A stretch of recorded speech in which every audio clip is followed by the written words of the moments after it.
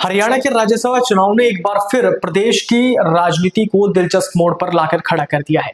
कांग्रेस इस बार नए चेहरे के साथ मैदान में उतरी है, लेकिन उसके सामने सबसे बड़ी चुनौती उस खेला को रोकने की होगी जो 2016 और 2022 के राज्यसभा चुनाव में हुआ था। 2016 में कांग्रेस के 14 वोट अमान्य घोषित कर दिया गया था और 2022 में क्रॉस वोटिंग हुई थी। कांग्रेस ने इस बार एससी समाज से करमवीर सिंह बौद्ध को राज्यसभा का उम्मीदवार बनाया है। उनका नाम किसी भी खेमे से नहीं जुड़ा है, सीधे राहुल गांधी ने उनका नाम तय करके भेजा। ऐसे में हरियाणा प्रदेश कांग्रेस के अध्यक्ष नरेंद्र राव और नेता प्रतिपक्ष भूपेंद्र सिंह हुड्डा के सामने पुराने रिकॉर्ड को सुधारने और विधायकों को एकजुट करने की कड़ी परीक्षा है।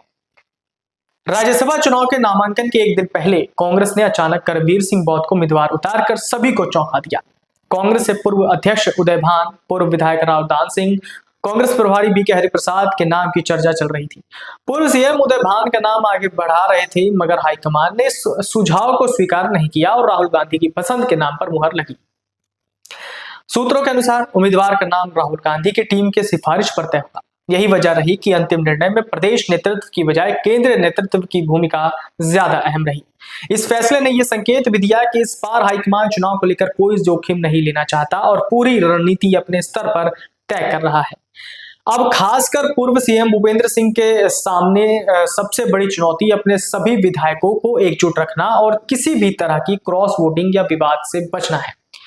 कांग्रेस के पास बहुमत से ज्यादा वोट है। इसके बावजूद यदि कांग्रेस का उम्मीदवार चुनाव नहीं जीतता तो भूपेंद्र सिंह हुड्डा और प्रदेश कांग्रेस अध्यक्ष की सबसे बड़ी किरकिरी नहीं हो सकती। अब ये देखना दिलचस्प होगा कि क्या कांग्रेस इस बार अतीत की गलतियों से सबक लेकर इतिहास बदल पाती है या फिर राजनीतिक समीकरण एक बार फिर चौंकाने वाला परिणाम सामने लाते हैं। कांग्रेस प्रदेश अध्यक्ष का पद संभालने के बाद राव का यह पहला इम्तिहान है। ऐसे में उन्हें भी एड़ी चोटी का जोर लगाना होगा।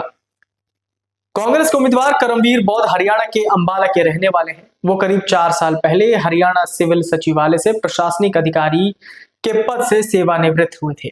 उनकी पत्नी श्रम विभाग में सहायक के पद पर कार्यरत है।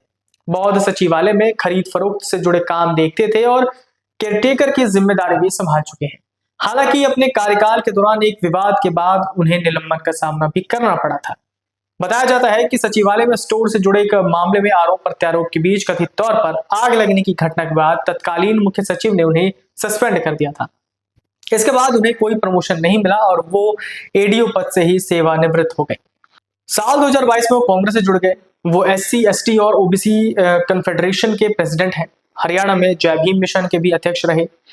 करमवीर बौद्ध की सबसे बड़ी खासियत ये मानी जा रही है कि वो कांग्रेस के किसी भी गुट या खेमे से जुड़े नहीं हैं। वो कांग्रेस के संविधान बचाओ अभियान का हिस्सा रहे। अनुसूचित जाति समुदाय से आने वाले करमवीर बौद्ध को सामाजिक संतुलन के लिहाज से भी अहम उम्मीदवार माना जा रहा है। वो संविधान बचाओ अभियान में भी सक्रिय रूप से जुड़े रहे और पार्टी के कार्यक्रमों में लगातार भागीदारी निभाते रहे। वो आज तक कोई चुनाव नहीं लड़े। साल 2024 के चुनाव में वो मुलाना से टिकट मांग रहे थे। करमवीर बौद्ध को राहुल गांधी तक पहुंचाने में हरियाणा के एक वरिष्ठ आईएएस अधिकारी की अहम भूमिका बताई जा रही है। बताया जाता है कि ये अधिकारी वर्तमान में अतिरिक्त मुख्य सचिव स्तर पर कार्यरत हैं और अनुसूचित जाति समाज से संबंध रखते हैं। सूत्रों का कहना है कि इस अधिकारी के कांग्रेस अध्यक्ष मल्लिकार्जुन खड़गे से भी अच्छे संबंध हैं। माना जा रहा है कि उन्हीं के माध्यम से करमवीर बौद्ध की कांग्रेस नेतृत्व से मुलाकात और राजनीतिक एंट्री संभव हुई। राज्यसभा चुनाव में निर्दलीय पर्चा भरने वाले भाजपा उपाध्यक्ष सतीश नांदल ने राज्यसभा चुनाव की पूरी गणित बदल दी है।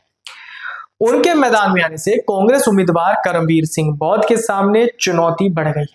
नामांकन के आखिरी दिन तक किसी को उम्मीद नहीं थी कि नांदल भी राज्यसभा के उम्मीदवार हो सकते। हालांकि यह चर्चा जरूर थी कि भाजपा दूसरी सीट पर किसी को उम्मीदवार बना सकती है। पार्टी ने नांदल को वीरवार सुबह चंडीगढ़ बुलाया था और उनसे तुरंत पहुंचने को कहा था। नामांकन दाखिल करने से पहले उन्होंने मुख्यमंत्री नायब सिंह सैनी से उनके घर पर मुलाकात भी की। उसके बाद हाईकमान से मंजूरी मिलने के बाद नांदल को नामांकन भरने की हरी झंडी दी गई। उन्हें हुड्डा का धुर विरोधी माना जाता है।